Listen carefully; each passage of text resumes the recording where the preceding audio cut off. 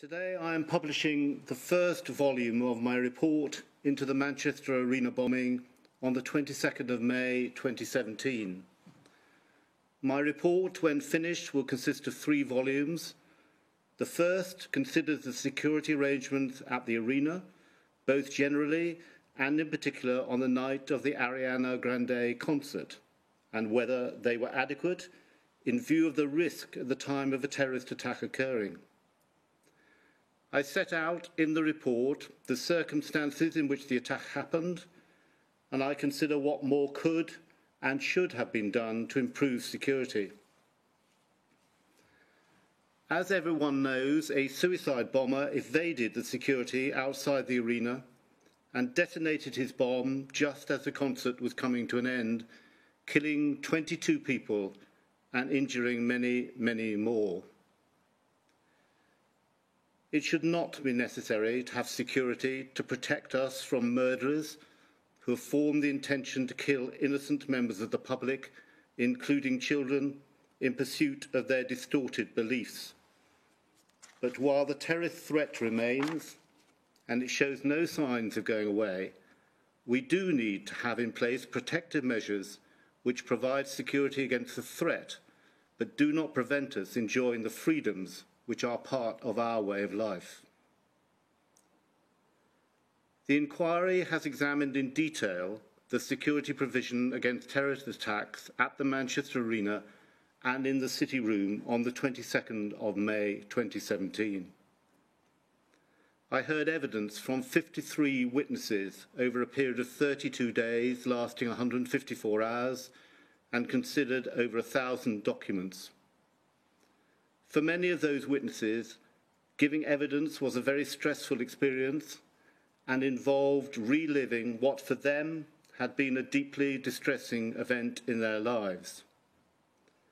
I am grateful to them all for giving evidence and to the Greater Manchester Resilience Hub who have provided support to many witnesses.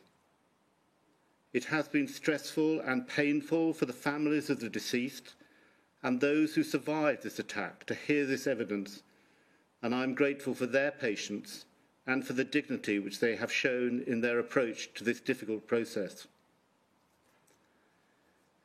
Having considered the totality of that evidence and the submissions which have been made to me, both orally and in writing, by all those involved in this part of the inquiry, I have concluded that there were serious shortcomings in the security provided by those organisations which had responsibility for it, and also failings and mistakes by some individuals.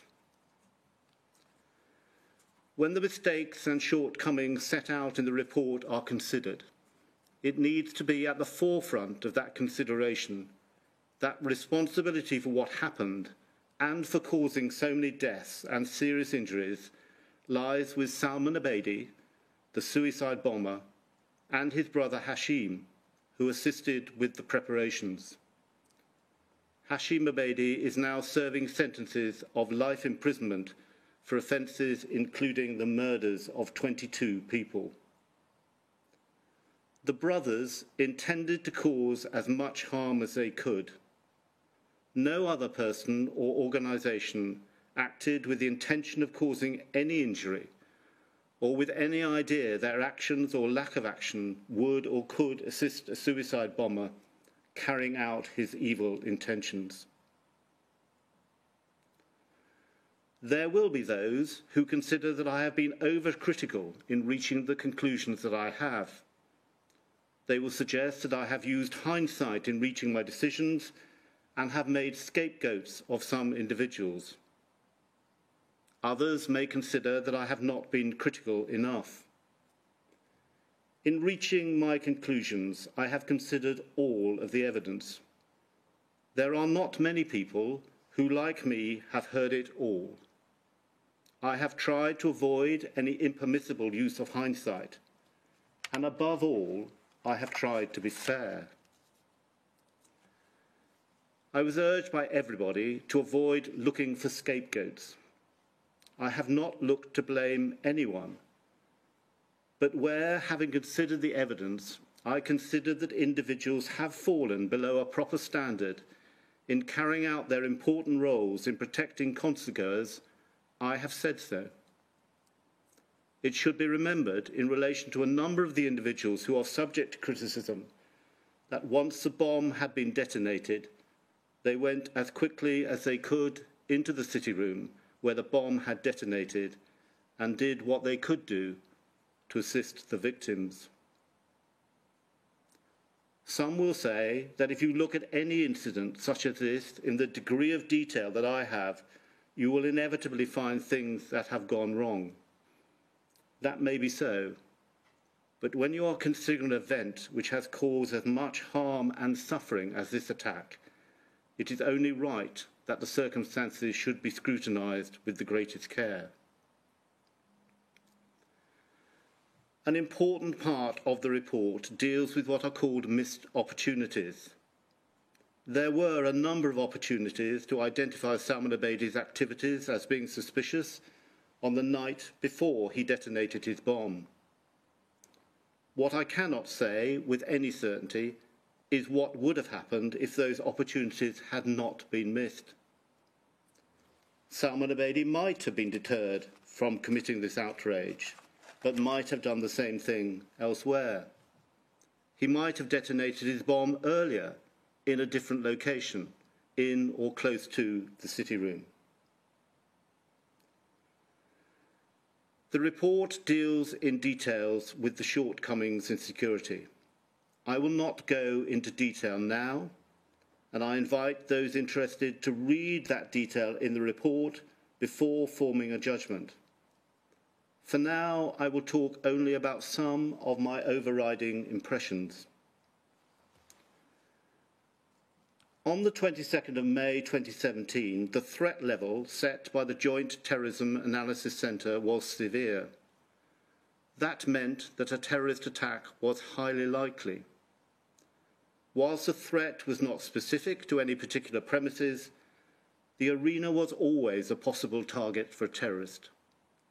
There had been previous attacks in Paris and Bavaria, which had shown that popular music events such as those held at the arena could be a target.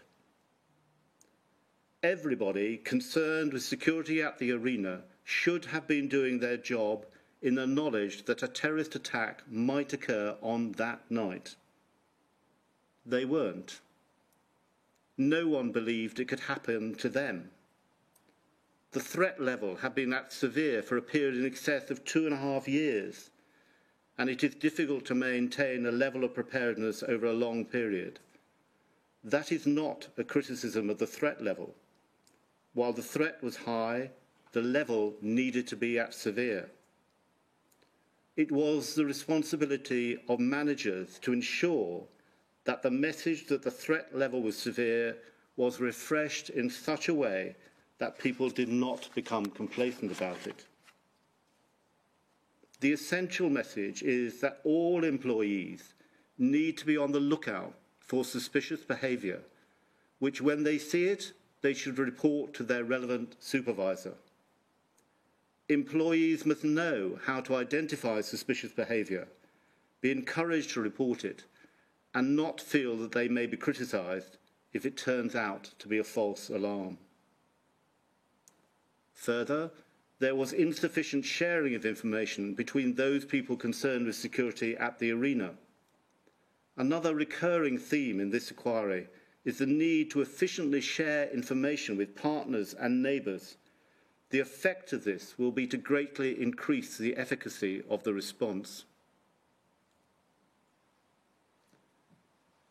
I will now briefly say something about recommendations that I have made in my report. I have made a number of recommendations which, if accepted, will, I hope, bring about changes which will make a further attack less likely. Central to my recommendations has been consideration of a protect duty. The idea of a protect duty has been around for some time, but it has been given new impetus by the hard work of Figen Murray, whose son was one of the victims of this outrage. A government consultation is ongoing, and people need to understand how important a protect duty will be if introduced, and the wide range of people who will be affected by the proposal.